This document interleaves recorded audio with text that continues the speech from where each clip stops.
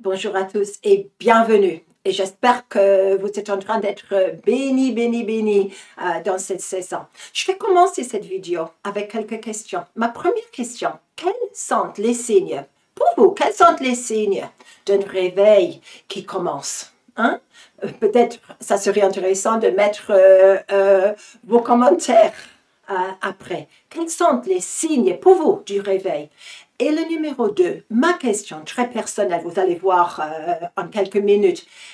Comment vous ressentez si vous voyez, par exemple, un homme fort et endurci en train d'être brisé devant vous? Ça vous dit quoi? Et j'ai mes raisons pour vous poser ces questions-là, parce que quelque chose m'est arrivé il y a quelques jours pour dire que j'étais en train de rentrer, c'est une tournée, j'en fais beaucoup. Et j'étais fatiguée, ça m'arrive même à moi, en fin de tournée. Et je me suis trouvée dans un aéroport. Et je suis allée manger quelque chose. Et parce que j'ai dit au Seigneur, mais Seigneur, que je puisse être disponible si jamais il y a des rendez-vous divins dans les aéroports. Parce que vous savez, dans les aéroports, personne ne se connaît. Et je trouve que très facilement, les étrangers vont parler assez vite.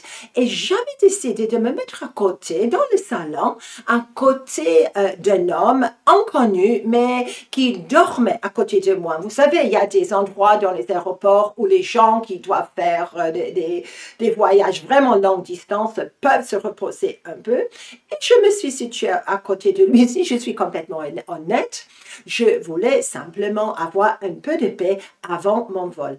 Et le monsieur se met à ronfler. Et je vois que c'est vraiment un costaud. Et soudain, il oublie, il ronfle, il se réveille, il me voit, il commence à s'excuser. Et je reconnais l'accent de ma propre région. Je suis à l'étranger. Et il est très inquiet parce qu'il sait maintenant qu'il rentre. Est-ce que ça vous arrive aussi parfois de vous réveiller en ronflant? Et moi, ça m'arrive assez souvent ces jours, c'est peut-être mon âge. Et puis, le monsieur se réveille en sursaut. Je reconnais un fort accent de ma région et je commence à parler avec lui.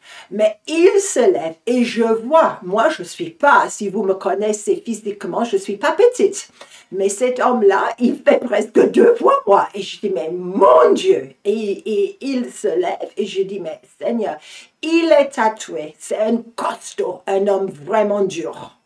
Et voilà, apparemment, il travaille à l'étranger, il est en route pour son boulot dans une autre nation. Il commence à parler avec moi. Et je ne sais pas pourquoi, sauf que c'est un rendez-vous divin. Et il commence à pleurer devant moi, à sangloter à un moment donné en me racontant sa vie. J'étais un peu gênée. Heureusement, les équipiers, le staff de la compagnie qui gère le salon ont été assez soulagés de me voir avec un costaud comme ça parce que vraiment, il a avoué tentative de suicide, rupture avec sa femme, le boulot qui ne va pas, le fait qu'il va être à l'étranger pour les fêtes de Noël. Et honnêtement, il vide son sac complètement, mais sa voix assez forte, mais je ressens de le laisser aller, de le calmer. Et puis il s'arrête, il me regarde dans les yeux, il m'a dit, mais et vous, vous faites qui? Vous travaillez pour quelle compagnie vous? Et je dis, mais aucune, je suis pasteur. J'ai vu sa tête, et puis il me dit, pasteur, j'ai besoin d'un pasteur parce que je suis sûre que c'était Dieu qui m'a sauvée quand j'ai essayé de me suicider. J'ai dit sans doute et j'ai commencé à prophétiser. Je suis rusée, vous voyez. Et je ne dis pas juste comme quoi. Je prophétise. Il a dit, mais comment vous savez tout cela de ma vie? Il commence à sangloter. Je ne sais pas, mais si vous voyez un homme comme ça devant vous, dans les larmes, qui sanglote, qui débute sa vie comme ça m'affecte, ça m'affecte. Et je commence à lui parler du Seigneur et tout et tout. Il avoue certaines expériences qu'il a eues. Il m'écoute. Et soudain, je réalise qu'il y a des années, on était en plein réveil à l'époque, mais Plus tard, quand le réveil a commencé à se calmer, j'avais dit au Seigneur, Seigneur, quand est-ce que le prochain mouvement va arriver? Et le Seigneur, il m'a dit, mais les paroles du Seigneur sont vraiment sorties de ma bouche comme ça, ce que le Seigneur m'a dit. Le réveil va commencer quand les hommes forts, quand les hommes durs et endurcis sanglotent devant moi. Parce que quand cela arrive, ça va casser tellement de choses. Casser tellement de choses. Et les principautés, les dominions vont être obligés de reculer devant ça. Je dois avouer que j'ai vu à l'époque, j'ai vu les hommes durs de Maréchal. Si vous êtes du Pas-de-Calais, si vous êtes de certaines zones en France ou ailleurs, dans Maréchal, il y a eu des mineurs, il y a eu le chantier naval et les hommes n'ont jamais pleuré. Non, non, non, non, non. Tout est vraiment à l'intérieur. Il faut montrer la face forte. Et les femmes un peu pareil, je dois avouer ça. Et le Seigneur, il m'a dit, mais il y a un autre brisement. Pour ceux qui me connaissent, quand je parle du brisement, il y a deux sortes de brisement. Il y a le brisement qui vient par les circonstances de la vie, où on ne dit plus rien, on garde les choses, on entasse les choses. Et ça sort parfois dans le langage. Mais le brisement de Dieu, ça c'est différent. C'est quand je pleure, quand je permets au Seigneur d'entrer dans les profondeurs de ma vie. C'est comme ça que les choses vont être cassées, vont être brisées. Alors, je repose ma question maintenant. Comment vous imaginez le réveil? Une jolie réunion? Moi, j'imagine plutôt un homme comme ça, qui est en train d'être brisé par le Seigneur devant mes yeux. Et comment vous allez réagir, vous?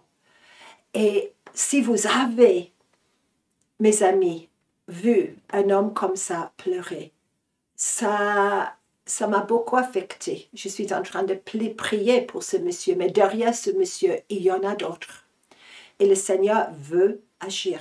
Ça m'a fait penser à la grotte d'Adullam qui est mentionnée dans la Bible. Vous vous souvenez, David, il n'est pas encore roi, il doit se réfugier. Je n'ai jamais su qui était Adullam, mais apparemment, il était propriétaire de cette grotte-là.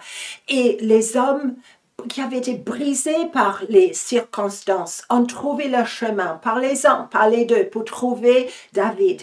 Ils ont fini, ces hommes brisés, probablement remplis d'amertume, probablement. Ils sont venus avec une autre idée que l'idée du Seigneur. Et là, ils ont reçu leur formation. Et David, il a établi une race d'hommes forts devant le Seigneur, pour le but du Seigneur, pour l'appel du Seigneur, n'est-ce pas? Dieu ne change pas. Et ça m'a fait penser aussi à Matthieu. Je sais que certains d'entre vous, vous avez un ministère de délivrance et de guérison. Et ça m'a fait penser, c'est intéressant, c'est la première fois que je pense comme ça. Et je suis dans l'évangile de Matthieu, et chapitre 12, et c'est là où Jésus, il est avec un homme qui est muet, qui est sourd, etc. Il vient de délivrer ce monsieur-là et les pharisiens ne sont pas contents et accusent Jésus d'avoir délivré l'homme de Satan quand lui-même il travaille avec Satan.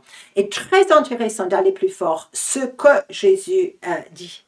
Il dit, si c'est par l'Esprit de Dieu, verset 28 là, si c'est par l'Esprit de Dieu que je chasse les démons, le royaume de Dieu est donc venu vers vous.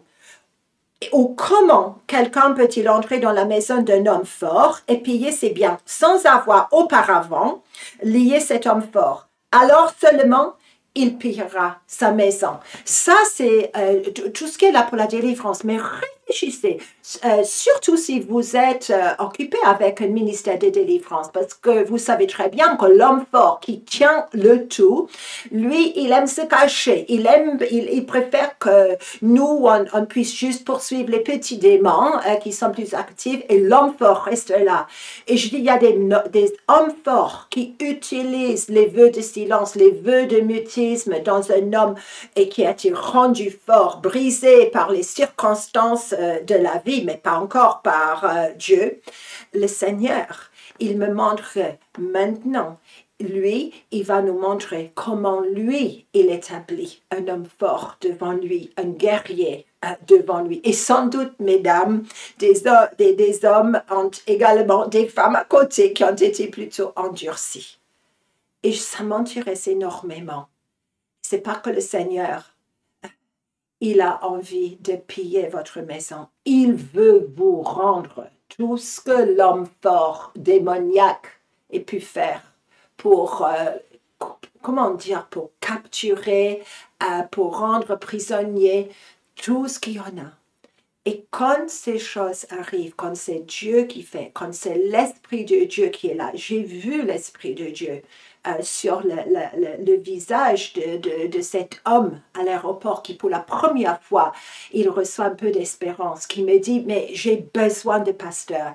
Aidez-moi, aidez-moi, aidez-moi, parce que je suis sûre que Dieu est là. Il m'a sauvé déjà. Qu'est-ce que je fais?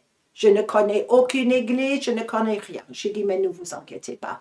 Prions que ce même homme, même son prénom veut dire rocher. Hein? Quelqu'un de costaud qui ne dit rien, sauf aux étrangers, aux prophètes itinérants qui passent dans les aéroports. Pour vous, j'espère que ça vous parle. Il ne faut pas passer par les aéroports. Il y a une dureté que Dieu est en train de briser aujourd'hui. Signe du réveil. Quand ces hommes endurcis par le boulot, par la dureté, qui ne parlent jamais, s'écroulent, sanglotent devant la présence du Seigneur. Je veux être là. Je veux voir cela. Je veux voir cela. J'étais secouée à l'intérieur. J'avais envie d'embrasser ce monsieur-là. Je pense que le staff, ils ont été simplement soulagés que je sois là parce qu'autrement, peut-être il aurait été expulsé dans cet état de leur joli salon. Je prie pour nous, les hommes et les femmes, qu'on puisse voir cela, qu'on puisse demander des rendez-vous divins. Parce que je sais, comme je sais, qu'aujourd'hui, l'Esprit de Dieu est actif et tranchant. Et le Seigneur, il a besoin de notre oui, de notre accord pour faire face à des hommes comme ça. C'était un vrai guerrier. Et quelqu'un qui connaît boxe et beaucoup de choses comme un commando. Dieu va les briser. Et le côté commando chez nous, il va briser aussi. Que ça puisse être comme ça pour nous tous, mes amis. Soyez bénis.